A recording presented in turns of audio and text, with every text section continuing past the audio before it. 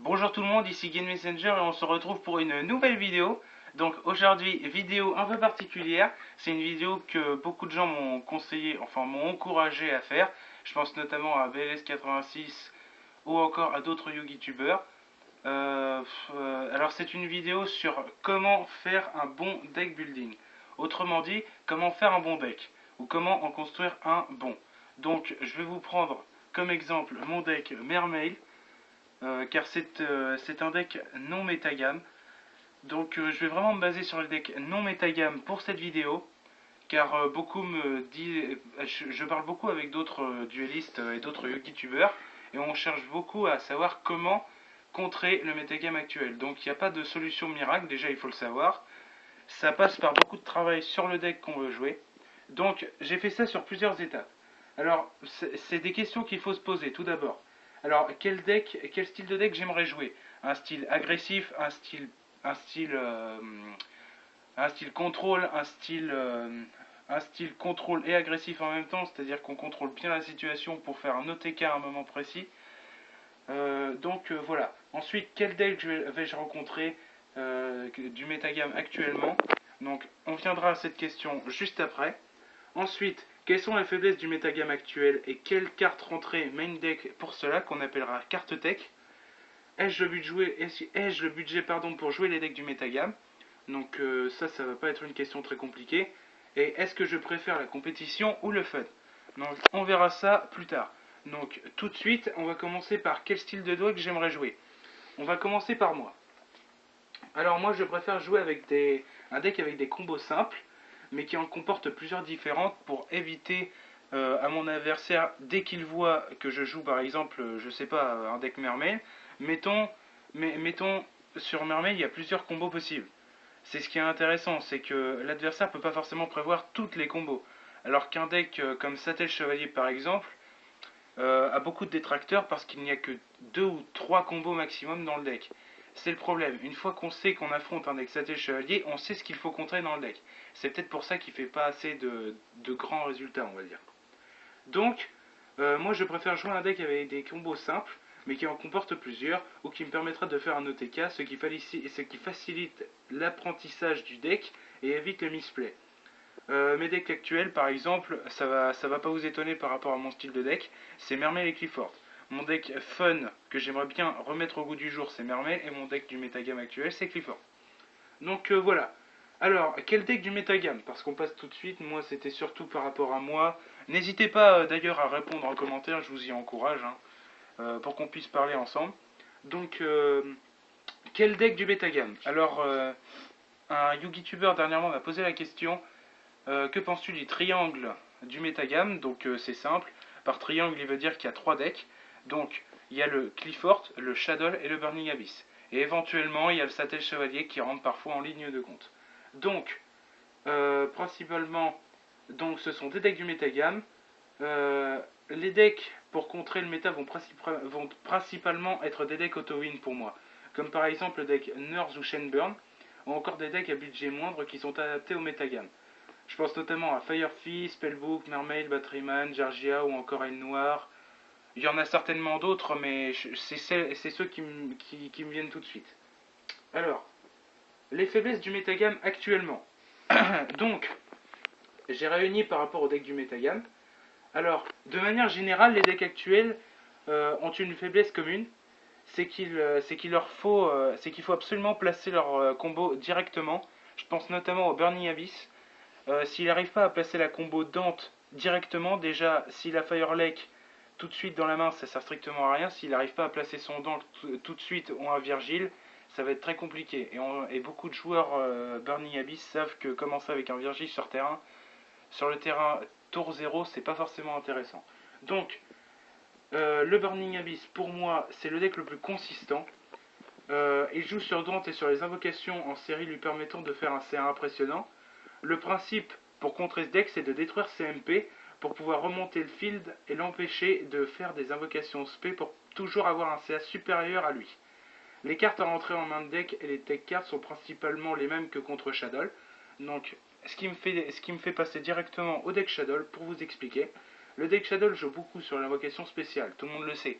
Je pense notamment à beaucoup de joueurs qui commencent directement à faire leur fusion comme Construct ou Winda tour 0, justement pour être sûr que le terrain va passer. Donc, il joue beaucoup sur invocation spéciale, de fait, l'empêcher d'invoquer spécialement l'empêchera de jouer. C'est obligatoire. Je pense que beaucoup sont d'accord, surtout avec la version la plus populaire en ce moment, avec les petits dragons chaos. Mais il faut aussi empêcher ces monstres de toucher le cimetière. Je pense notamment à Falco.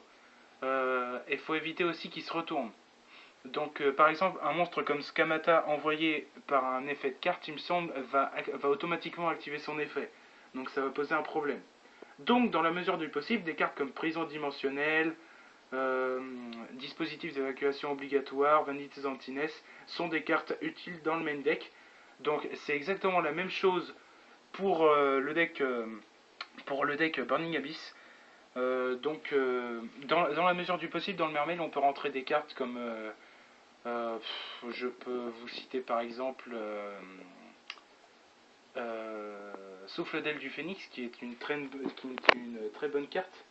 Donc ensuite, le deck que je joue actuellement, c'est le deck Clifford. Contre ce deck, pour moi, il faut absolument l'empêcher de démarrer sa combo. C'est-à-dire par exemple Scout ou un monstre qui commence avec 1800 avec un sacrifice qui va lui permettre d'ajouter Scout. Ensuite, faut éviter au maximum qu'il ait des monstres sur son extra deck pour éviter ses invocations pendules. Le plus grand problème du deck est qu'il doit payer des coups.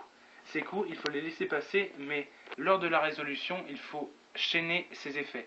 Par exemple, Scout, si vous avez un Typhon d'espace mystique face cachée et qu'il active sur un effet de Scout, vous le laissez payer 800, vous activez Typhon pour chaîner, et du coup il aura payé 800 pour rien.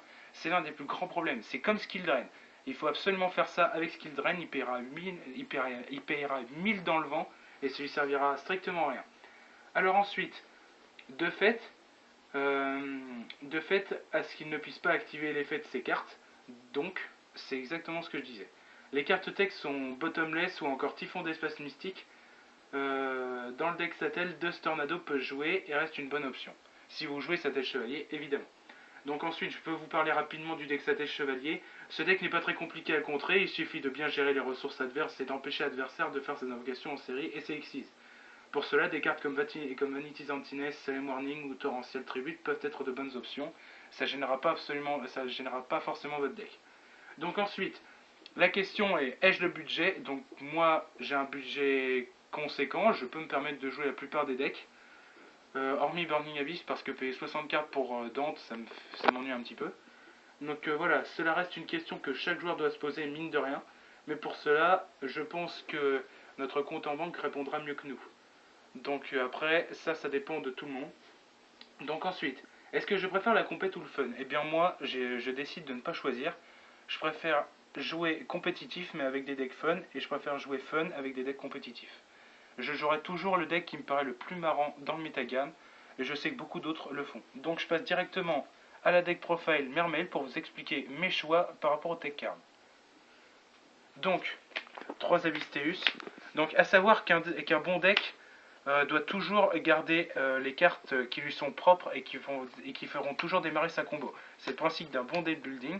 Donc 3 Abyss Nin également, 3 Abyss Peak, une Abyss Sturge. Alors ça, je l'ai rentré uniquement pour la combo Abyss Sturge, Abyss Peak avec Abyss Gun. Donc voilà, je pense que ça reste une bonne combo néanmoins. Un Mermail Abyss Megalo et un Mermail Abyss Nin. Donc ça, c'est des cartes qui actuellement resteront toujours des cartes que vous verrez dans le deck Mermail, je pense. Ensuite, vous avez le Splash Atlantine, donc les 3 Marksman. Alors ça, je préfère en jouer 3 parce que la version Shadow Artifact n'étant plus jouée, on peut toujours se permettre de détruire les cartes adverses ou obliger l'adversaire à activer ses cartes. Ça reviendra à peu près au même. Ensuite, 2 infanteries lourdes, donc ça c'est surtout contre le deck Sattel Chevalier. Ça peut être fort aussi contre Burning Abyss, mais moins. Ça peut aussi être fort contre Clifford, surtout contre Clifford. Ensuite, Cavalerie Dragon de l'Atlantide, Tidal, les 2 faits aquatiques et les 2 contrôleurs qui vont avec. Donc ça, actuellement, c'est la version avec les monstres mermaids qui sont les plus forts. Donc, 3 typhons d'espace mystique, toujours dans l'idée de détruire les ressources adverses et toujours essayer de faire du CA. C'est fort contre Burning Abyss parce que ça va contrer son Fire Lake, enfin ça va l'empêcher de l'activer. si on le détruit au bon moment bien sûr, avant qu'il ne puisse l'activer, et ça va aussi embêter le deck Clifford. Ensuite, Raigeki, Soul Charge, Livre de la Lune, ça reste des cartes très fortes actuellement. Soul Charge, ça va pas m'ennuyer. Raigeki, ça va me permettre de placer mes OTK. Et Livre de la Lune, c'est tout simplement contre les decks qui font des Exceed, ça vous permettra d'éviter une Exceed au mauvais moment. Ensuite, les pièges. Donc, 3 abysses verts, c'est une évidence dans le deck Mermaid. 2 Breakthrough Skill, donc ça c'est surtout contre le deck Shadow et éventuellement Burning Abyss, mais ça n'a aussi le Satellite Chevalier, mais ça n'a aucun impact contre le deck Clifford. Donc de Vanity's Emptiness, comme je vous le disais tout à l'heure, c'est une carte très forte dans le metagame actuel. Solemn Warning, Trappe sans fond, dispositifs d'évacuation obligatoire qui sont des must-have dans le format actuel. Donc ça c'est surtout contre le deck Burning Abyss et contre le deck Shadow. Ça c'est surtout contre le deck Satellite Chevalier et contre le deck Clifford. Et ça c'est à peu près contre tous les decks actuellement. Donc voilà. Et Solemn Warning, j'ai surtout calé contre des Inkoseka parce que ça peut vraiment vous ennuyer lors d'une partie. Donc ensuite, je vous présente rapidement mon extra deck. Donc là, il n'y a pas vraiment de truc qui change, même si Big Eye a un intérêt beaucoup plus important maintenant. Requin Bahamut évidemment. Ça, je l'ai calé contre le deck Clifford. Ensuite, ça reste des X6 de rang 4 qui sont une évidence actuellement, comme Castel. Exciton, ça reste le patron, et Résident des Abysses peut être vraiment une excellente carte, surtout que ça fait combo avec Cavalerie. Ça pour finir les adversaires rapidement. Ghostrick Alucard, Anguinurm équipé et Sirène Murabi Street. Et enfin les 2 synchros du deck, Black Rose et Léo, qui restent de très très bonnes options. Donc voilà pour ma decklist. Ensuite, un conseil tout simple pour faire un bon deck, c'est tout simplement de jouer ce qui vous plaît. Je pense que c'est aussi simple que ça. Donc voilà, je pense en avoir fini avec cette vidéo. Ça m'a tout d'abord fait très plaisir de faire cette vidéo. Donc je propose aux joueurs s'ils veulent juste les adapter au metagame, je referai pas vos decks, mais si vous voulez les adapter au metagame, je peux vous conseiller des cartes pour n'importe quel deck. Moi ça me dérange pas du tout. Donc envoyez-moi vos listes. Moi il n'y a pas de souci. Je pense pas les faire apparaître, mais je peux vous aider. Voilà. Donc je pense que je pourrais faire ça. Pour juste les adapter au metagame, je pense que ça suffira. Et donc voilà. Ensuite, merci à tous. Et ma prochaine vidéo sera mon récap du WCQ Bordeaux. Allez, à plus les amis!